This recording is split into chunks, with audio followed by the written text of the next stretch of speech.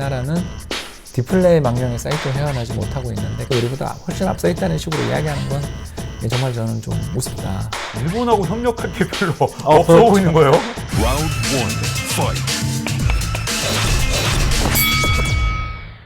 안녕하세요, 박종원의 경제한방입니다. 자, 이분만 보면 정말 돈에 대한 통찰과 지식이 어디까지인지 참 궁금해질 정도인데 정말 대단하다 이렇게 생각을 하면서도 또 놀라는 게 이렇게 또 이번에도 또 부지런히 책을 내셨습니다. 돈의 역사는 되풀이된다. 따끈따끈한 책이 나오는데 이번 책은 어떤 내용을 주로 좀 다룬 건가요? 예, 그 작년 통합개미의 투자 성과가 극히 부진하다는 이야기 들으셨잖아요. 네네. 그래서 부진한 이유를 살펴봤더니 두 가지더라고요. 하나는 일단 한두 종목에 올인하시고요. 네. 두 번째가 주식을 종목에 투자를 하셨을 때 평균 보유기간이 7일에서 8일. 그러니까 1년에 한 50회전 하시는, 네. 평균적으로. 그래서 증권사랑 나라 좋은 일을. 그러면서 평균적으로 수익이 마이너스가 났다라는 걸 보고서, 야, 이거 뭔가 좀 우리가 기여를 해야 되겠구나. 왜 이렇게 우리 못 버는 걸까? 네. 그런 부분에 대해서 좀 안타깝고 해서 대학교 다니는 아들놈한테 설명하듯이 좀 여러 가지로 이렇게 제가 그동안에 주식 투자에 대한 철학이랄까 또는 재테크에 대한 철학을 한번 정리해 본 책이 되겠습니다. 네. 이 돈의 흐름과 또 돈의 역사는 항상 우리한테 관심을 좀 주는 것 같은데 요즘에 좀 궁금한 게 이 글로벌 톱 클래스에서 항상 1위를 차지했던 일본 같은 경우에 아니 다른 나라는 지금 뭐 경제가 살아난다, 뭐 성장률이 지금 뭐 얼마나 높아질까 점점 경쟁하는 그런 느낌인데 일본은 혼자서 1분기에 마이너스 성장을 했고 물가는 아무리 돈을 풀어도 지금 뭐 여전히 디플레이 늪에 있는 것 같은데 도대체 일본 왜 이런 건가요? 아베노믹스 추진에도 불구하고 완전히 탈출하지 못했는데 서둘러 빵빠레를 올렸다가 다시 주저앉았다 이렇게 볼 수가 있는 거죠. 이게 참 우린 이러지 말아야 할 텐데 이 나라의 가장 큰 문제가 바로 뭐냐면 조급증이었습니다. 그러니까 어떤 경제 위기 같은 거 안 터지는 게 최선인데 어떻게 안 터지겠어요? 네. 경제 위기라는 건 외부 충격도 있고 내부의 모순 이런 게 쌓여서 결국 터지는 건데 한 번씩 경제 위기가 터지면 또 완전히 문제가 해결될 때까지 좀 이렇게 좀 약간 과하다 싶을 정도로 적극적으로 추진을 해서 경기를 회복시키고 그 다음에 물가가 오르고 경제가 막 불안해지고 그러면 금리 인상해서 잡으면 될 걸. 이 나라는 지난 잃어버린 30년 또는 뭐 20년의 기간 동안에 계속 경제가 조금만 좋아질만 하면 세금을 인상해버리는. 언제 그랬냐면 1996년 하시모토 정부도 그랬고 그 뒤에 아베 정부도 2014년, 2019년에 걸쳐가지고 지속적으로 소비세를 인상해서 지금 이제 소비세가 10%까지 올라왔죠. 물론 이제 우리나라는 부가세가 있습니다만 뭐 부가세나 소비세나 사실 국민들 입장에서는 다 똑같은 세금이고요. 아무튼 우리가 일본 여행 가시거나 이러면 뭐 요새 못 가지만 아무튼 여행 가시면 잔돈이 엄청 생겼던 기억 나실 거예요. 그게 다 소비세 때문에 그런 일이 벌어진 거죠. 결국 경제가 아직 완전히 회복 안 되고 경제 내 디플레이션 압력이 아직도 충분히 해소되지 않았다고 생각되는데도 불구하고 거기다 대고 뭐 2000년 같은 경우는 금리 인상 그리고 최근에는 이번 같은 사례에는 세금을 그렇게 인상해버린. 그래서 2019년 세금 인상한 다음에 운도 없지 또 코로나 터져가지고 코로나 터지면서 다시 올림픽도 연기됐고 사실 좀 취소로 가는 것 같은데 모르겠습니다. 아무튼 일본에서는 한다라고 강행은 하는데 이게 뭐 될지 모르겠고요. 그리고 또 올해 들어서서 지금 동경과 간사이 지역이 락다운 들어갔습니다. 그러니까 긴급 명령 떨어져서 어마어마하게 확진자 수들이 폭발적으로 늘어나는 상황에 여기 또 관료들의 관료주의 문제 그리고 예전에 겪었던 백신 관련 트라우마가 있는 나라거든요. 이 나라에서 백신의 여러 부작용이나 이런 문제들의 과거 소송이 있었는데 이게 공무원들이 감옥 가는 형태로 끝난 예전 일이 있었습니다. 이렇게 되니까 공무원들 입장에서 일단 백신으로 인한 부작용이나 혹시나 잘못되는 경우에 리스크가 있다 생각되니까 이제 백신을 구해왔다 하더라도 그걸 한 번에 신속하게 착착착착 나가는 게 아니라 우리 이야기 들었잖아요. 그 팩스로 확진자 숫자 그거 통계 내고 있더라는 이야기 들으셨잖아요. 그런 것처럼 이런 관료주의 문제도 있고 또 책임 문제도 있고 여기에 이제 세 번째 또 일본 사람들이 백신 트라우마가 있으니까 제가 생각했을 때 그렇습니다. 그 백신에 관련된 여러 음모론이나 각종 비상식적인 그런 생각들을 제일 많이 하는 나라 국민들이 일본이거든요. 일본에서 나온 건강책들 보면 좀 이상한 책들 되게 많잖아요. 진짜 특이한 책들이 있더라고요. 약간 미신 같은 그런 느낌이 예, 드는 뭐 거의 책들. 반과학이죠. 네. 예, 여기서 말하는 반이라는 이제 중간 반입니다. 과학에 대한 반대는 아닌 것 같고요. 근데 뭔가 좀 이상한, 그리고 근거는 그렇게 없어 보이는데 아주 강한 확신에 찬 주장을 하는. 혈액형도 거기서 주로 나와서 혈액형 예, 비교하고 뭐 혈액형은 일본 사람들 그 이전 히틀러 시절 유럽에서부터 오래된 유구한 근원을 가지고 있는데, 아무튼 뭐 그런 사람의 한 가지 특성만으로 세상 일을 모두 설명할 수 있다면 참 얼마나 편하겠어요.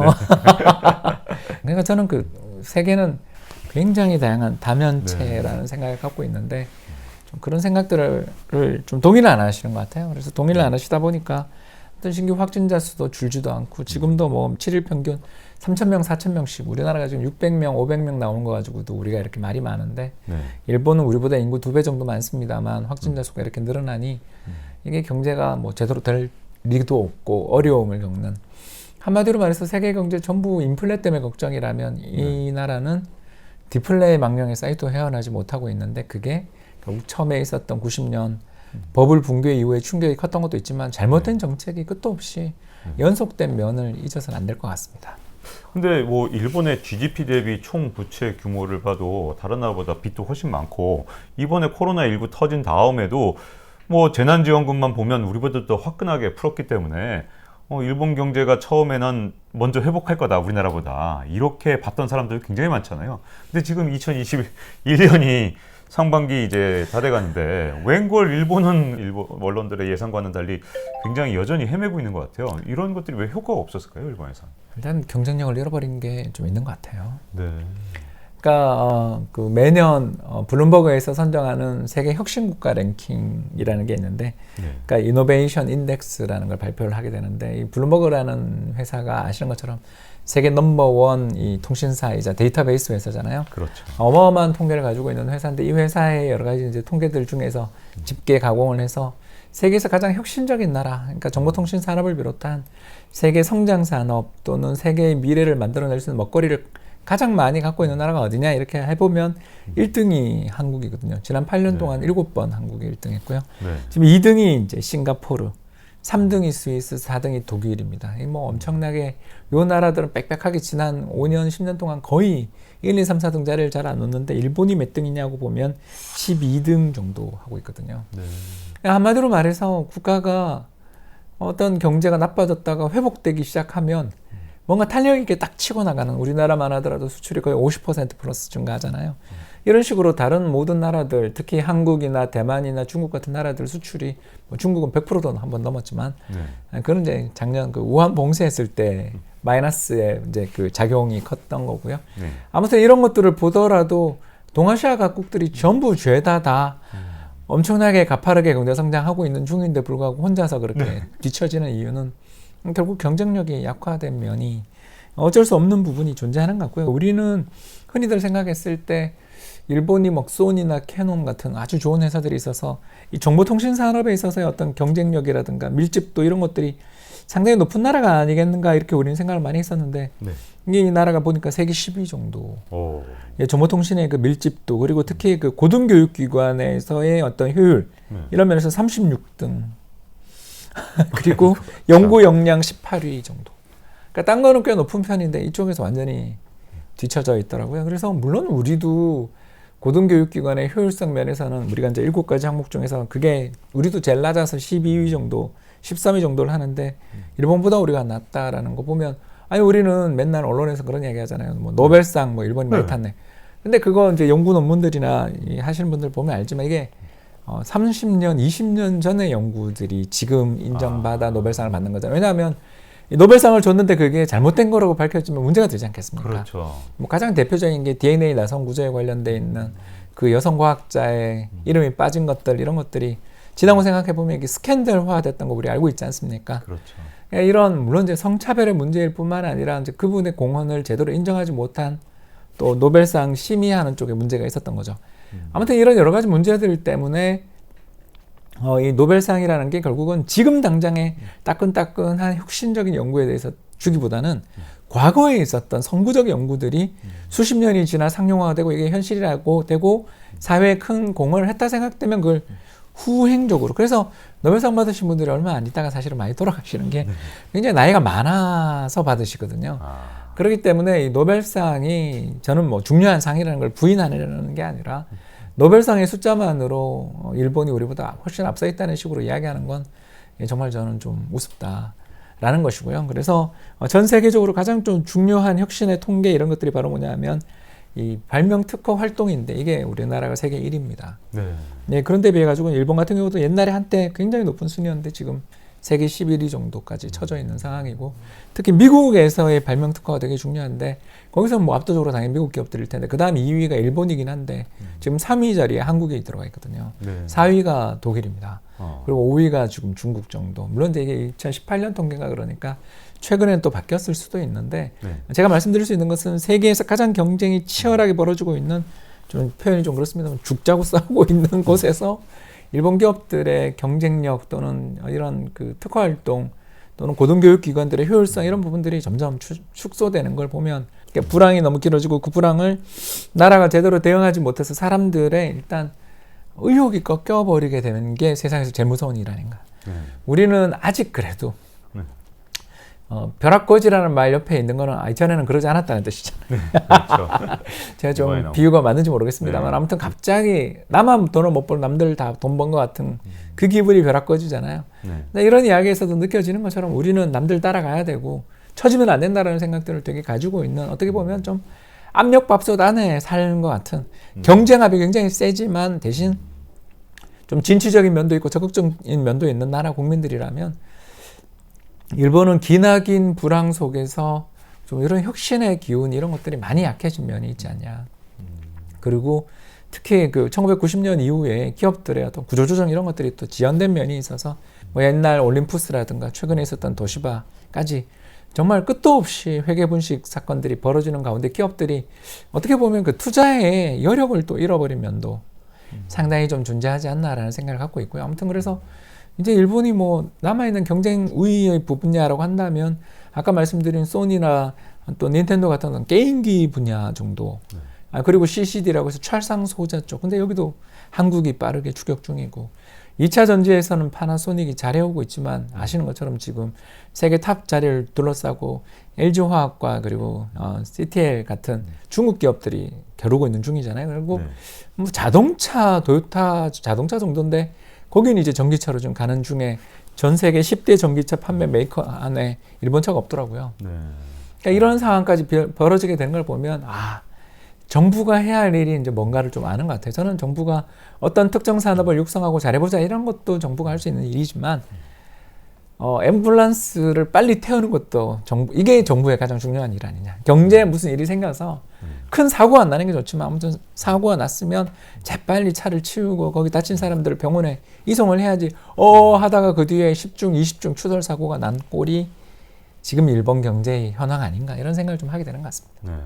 그리고 이번에 이 바이든 대통령이 일본하고 또 우리나라하고 연이어 이렇게 정상회담을 하는 과정에서 좀 보다 보니까 일본하고 협력할 게 별로 없어 보이는 거예요. 우리나라하고 이제 반도체나 배터리가 미국하고 이렇게 밀접한 관계가 되면서 뭔가 같이 뭐 전기차도 개발하고 이런 관계가 돼버리면 우리가 아무래도 이런 분야에서 미국하고 이 가치 사슬에서 계속 묶여 들어가고 일본은 약간 소외되는 이런 상황이 계속되지 않을까요? 네, 그렇게 된 게 벌써 이번 경기 회복의 차이 같아요. 이번 2021년 경기 회복 과정에서 살펴보면 선진국들 경기 회복 속도가 훨씬 빠르거든요. 선진국들 경기 회복 속도가 빠른 이유는 당연히 백신이잖아요. 그래서 돈이 있어야 뭐 백신을 들여오니까. 그래서 선진국들이 확실히 경기 회복 탄력이 빠른 반면 신흥국들 같은 경우는 상대적으로 굉장히 경기 회복 탄력이 느리고 특히 인도나 브라질 같은 나라는 진짜 저게 어떻게 끝날지조차 이제 짐작도 안 되는 지경으로 빠져나가는 게 그 재정의 건전성 이런 것들이잖아요. 여기 이제 하나 더 이야기하자면 정보통신 산업을 중심으로 해서 지금 그 비대면 또는 언택트의 사회가 길어지는 가운데 우리만 하더라도 지금 우리를 찍고 있는 이 카메라부터 시작해서 수많은 전자기기들 다 정보가전 제품들인데 정보통신 제품들인데 그걸 생산할 수 있는 나라는 수출이 굉장히 빠르게 증가하지만 그걸 생산하지 못하는 나라들은 회복이 없거든요. 제가 그래서 이번 책에서도 그리스 이야기를 잠깐 했는데 그리스가 그 재정 위기가 나기 전에는 32,000불로 우리보다 국민소득이 훨씬 높았어요. 네. 근데 이제 작년 숫자를 보니까 2만 불이 안 돼요. 어. 그러니까 잃어버린 13년이 흘러가고 있는 거죠. 2008년 글로벌 금융위기 이후에 13년 동안 잃어버린 세월을 보내는 나라들이 되게 늘어나고 있고 그 유럽 국가들 중에 일부가 잃어버린 13년 이제 더 가겠죠. 이번에 네. 코로나로 충격도 컸으니까.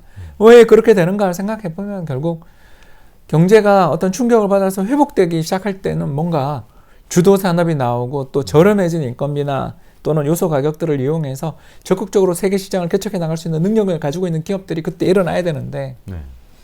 그러니까 그 그리스의 수출 품목을 봤더니 일부 그 원유 관련돼 있는 몇몇 제품들을 제외하고는 대부분 농산물이더라고요. 네.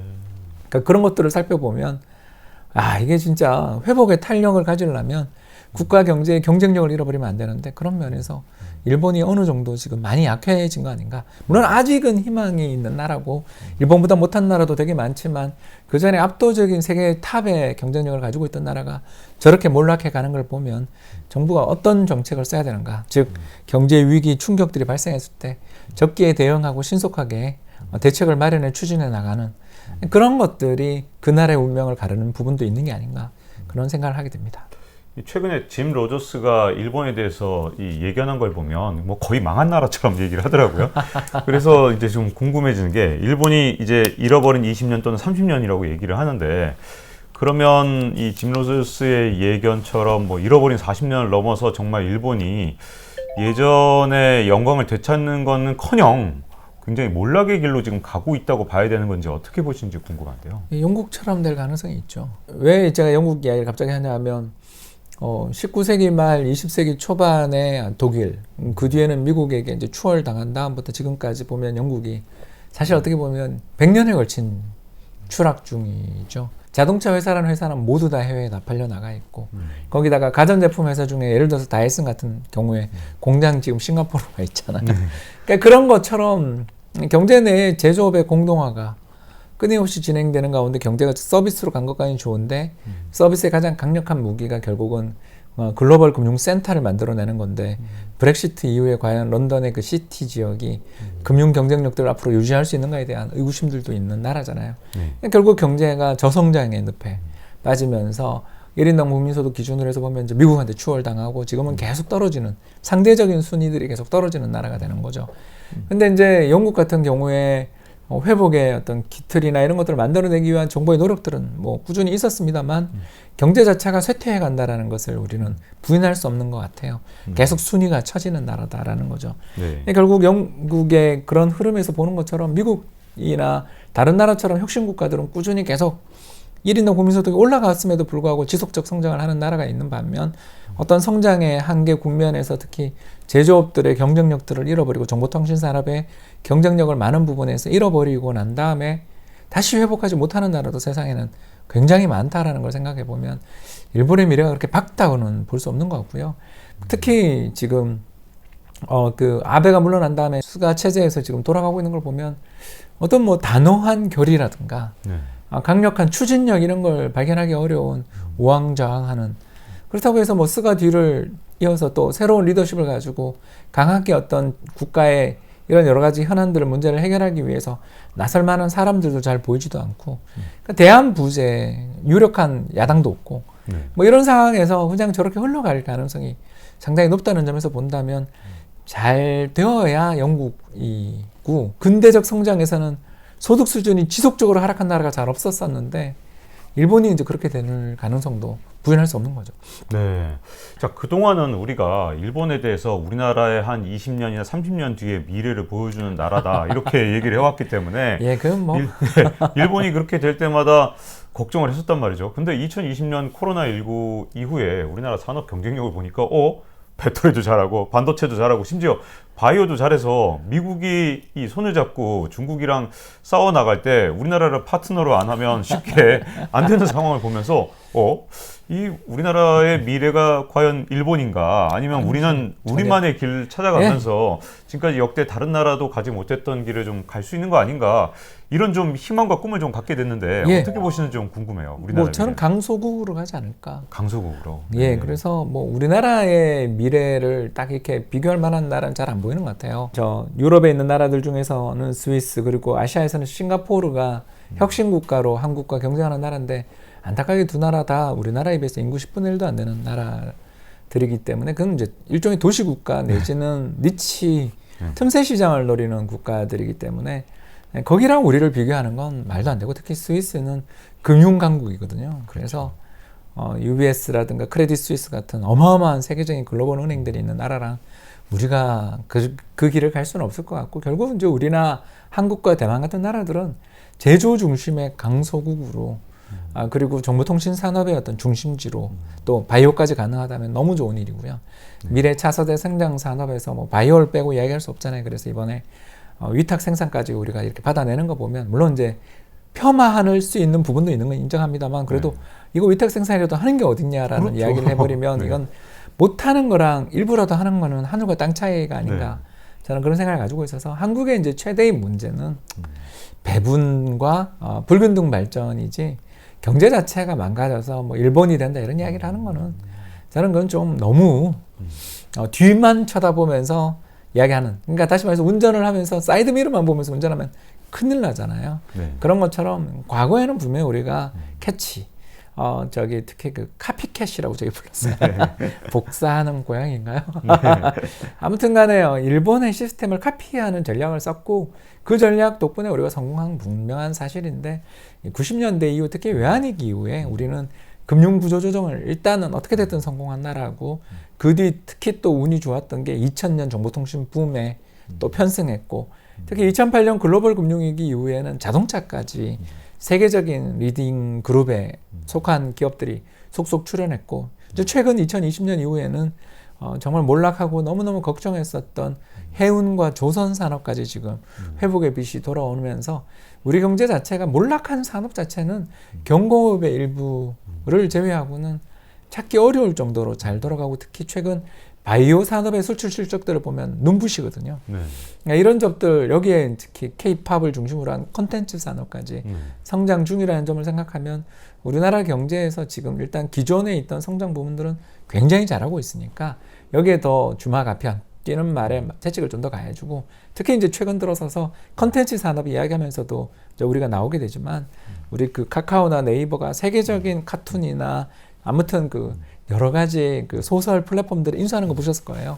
이런 것처럼 우리도 이런 것들을 빨리빨리 키워나가는 즉 스타트업, 창업 경제를 만들어 나가서 좀 잘하는 이스라엘 만드는. 근데 이스라엘보다는 우리가 좋은 나라 같고요. 이스라엘 이야기는 또 다 나중에 한번 할 기회가 있을 것 같고요. 거기는 너무나 심하게 분열된 나라가 돼버려서 지난 2년 동안 그 선거에서 한 번도 제대로 된 다수당과 리더십 있는 수상을 뽑지 못한 나라입니다. 그렇더라고요, 진짜.